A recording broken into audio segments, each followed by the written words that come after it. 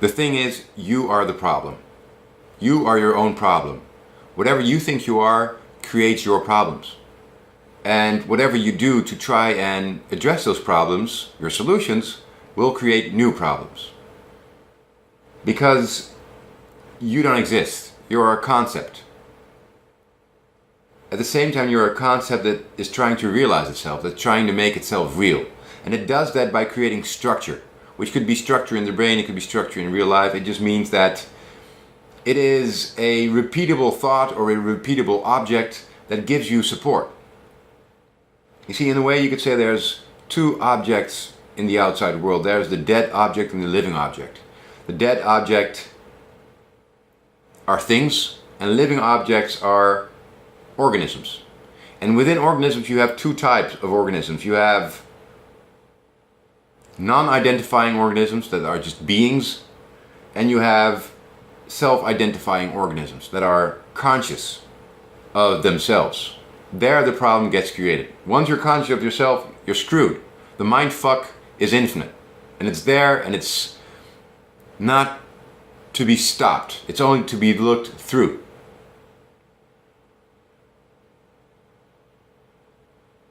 Now,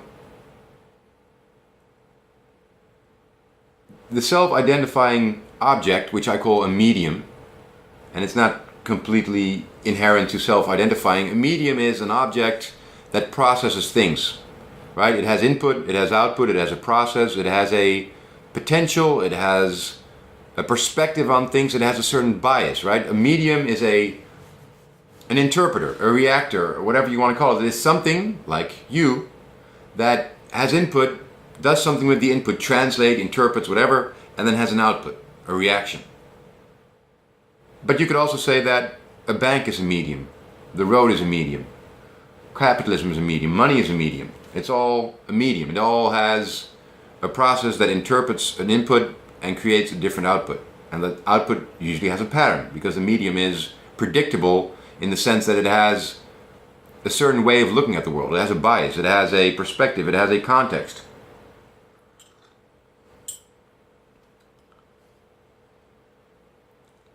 To start with what? To be a human adult is to accept yourself as a medium and to oversee and understand or look through, whatever you want to call it, the biases and the things that that medium is doing, the way it's translating, the way it's interpreting.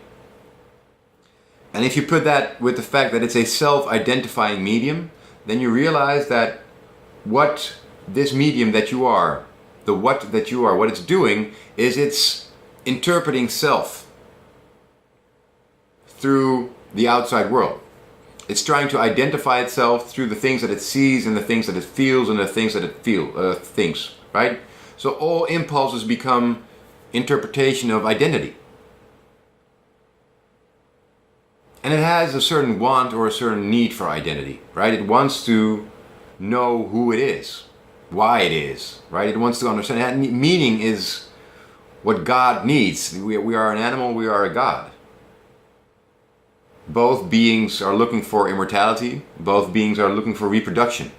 Whether it's true reproduction as in bearing a child or whatever you want to call it, or conceptual reproduction, where it's just my thoughts multiplying itself and spreading itself through my brain and through the world, becoming part of other people's conceptual frameworks. And they both have their own limitations or problems or perspective or context, right? The one is local. It has feelings. It has a very direct connection to what's happening around it. It is very instinctive. It's a smart, quick being. The other one is the God part, is the distant part, the global part, the universal part that wants to be glorified, that wants to, right, wants the whole world to see it for what it is, how special it is. It is disconnected from time. It lives in the future and the past. It's disconnected from reality. But it's you. It's part of you. And then there's the third being, right? It's the God and the animal together, and the experience of that. And you could say that there's an observer that can see those parts.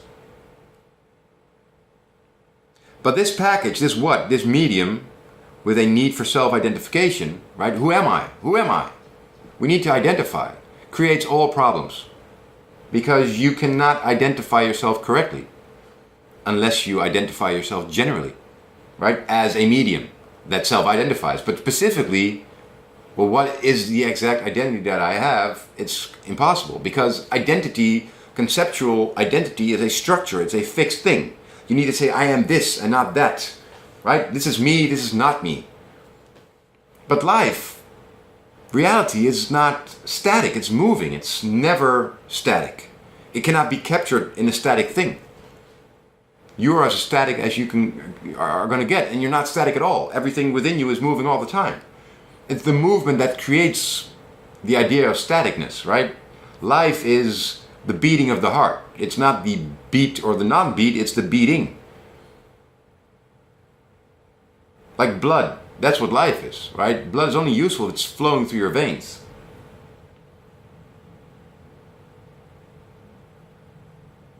And so,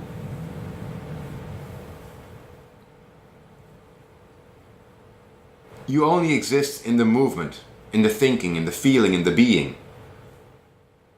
But we have this brain that works on a structure basis, right? It's created through bodily structure, and what it creates is mental structure. Right? It uses images, still images, so to say. It's like a television. We think it's moving, but it's just still images. And we think we're consistent, we think we can think very well. And so we have this idea that we actually are someone with an identity, and that things happen to us, and those things are good or bad, and that's this game that's going on. But in reality, there's nothing going on except what we decide is going on.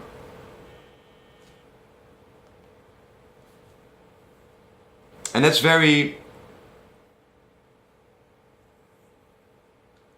it's very difficult to solve this in the why, or in the who am I part. Because identity is structure and reality is movement. So no structure. And if you don't see through this, you have a game that's never ending, right? And that's what we do. We look for the right structure. I want a company to work with that has, I don't know, a certain goal or certain people that work there. I want to surround myself with certain people that reflect back to me what I am, right? Because that's what we do. We look for confirmation of the conceptual structure that we've created. I am this and that, right? I'm a YouTuber. I make YouTube movies. Well, that could be, but how to confirm? Well, first of all, I need to post movies on YouTube. But secondly, right, I need some people to like it, or at least watch the movie, so that it's a real thing. So we have this structure that it needs to fill up, it needs to be filled up for this to be a real thing. And now I have a problem. Now I have to make a movie. It needs to be a good movie. It shouldn't be all blabbering like I'm doing here. Because I need to cater so that the audience will like the movie and will share it. And if they share it, then I get more and more confirmation that in fact my idea about myself is correct. Of course, this creates a new problem. Like I said, every solution creates a new problem. Because now my next movie needs to be watched as well. And preferably more, because that means I'm a YouTuber on the rise, right?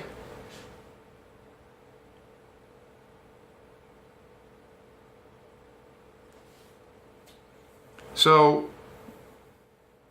now I have a game going. Now I have to make movies. People need to like these movies. I can have a bad day. I can have a good day. I have a movie that's successful, a movie that I like, right? I'm completely programmed and running through this program without realizing what's going on. Not realizing that it's all BS. It's all fantasy, right? And that's the thing. You are the problem, not because of who you are, but because of what you are. You are a problem creator. Your mind is a objectifier and separator. And once you objectify and separate from the rest, now we have a game going. Now we have you, but also not you. Now we have a perspective, we have a context, we have duality, we have good, we have bad. If you are alive, you can die, or you will die, but that's a risk now, right? So by accepting yourself as a separate being that has a limited time span, now shit gets interesting in a way. Unless I take it too serious, then it becomes a big problem. I need to sit in the house all day because I might die. So what I do is I sit at the house at all, which is the solution to my possible death, and then I read this article about this guy who was sitting at home all day and then died. Like, I have a new problem. Or I've not solved the real problem. Or I sit at home all day feeling safe, and then I get bored because I sit at home all day. And I'm like, well, if this is life, what's the point in turning 90 if I can only sit at home all day? New problem. Jesus, I can't get a break, can I? I want to be a consistent structure. I just want to have this identity that is, right? Permanence. Give me permanence. That is what you seek. And it's not to be found. And once you see through that, then it doesn't matter. There is permanence instantly.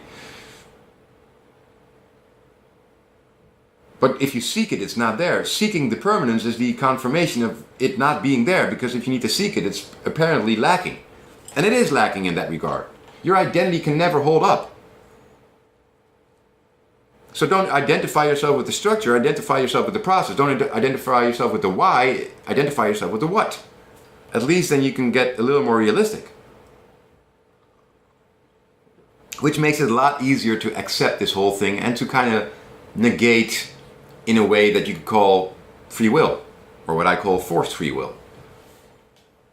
The illusion of control is the best we can do. But it's there, so it's something you can play with. And the best way to do that is from a distance, while you're relaxed and overseeing, for as far as that's possible, what's going on. So that is the challenge. Relax, oversee, do whatever. And don't do it for the outcome, do it for the doing. Because that's all there is. The outcome is just conceptual. And realize that you are inherently creating problems. That's what you do. By choosing something, you're also not choosing something else. By saying you're this, you are both making yourself known to yourself and others, but you're also limiting yourself. And every choice, every judgment, every separation is a limiting. And limits create friction once you move up against them, right? Limits create friction. So every limit, every limitation, every formal rule that is either coming from the outside or from the inside is creating a problem. If I'm an adult and I can't act childish, then I have a problem. Because now I'm limited.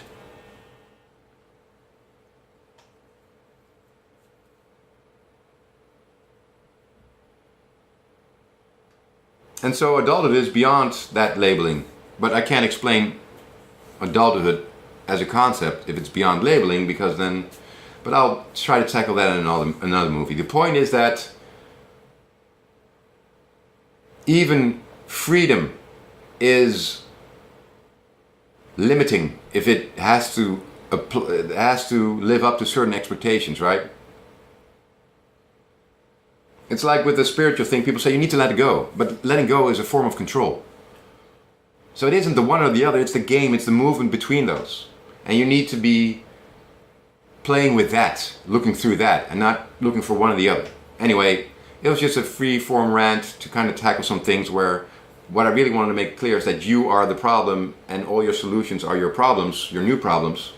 Because I noticed with the people that I work with and the companies that I work with, that they are the source of all their trouble.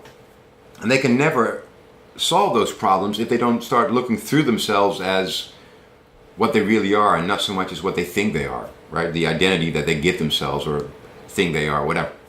The identifying is going on, and the identity creates all problems because it creates dualism, it creates relativity, it creates structure, which creates friction once you move up to that structure. So it's never going to work out for you. So you need to see through yourself, you need to see through all identity, and then play with that. I hope this helps.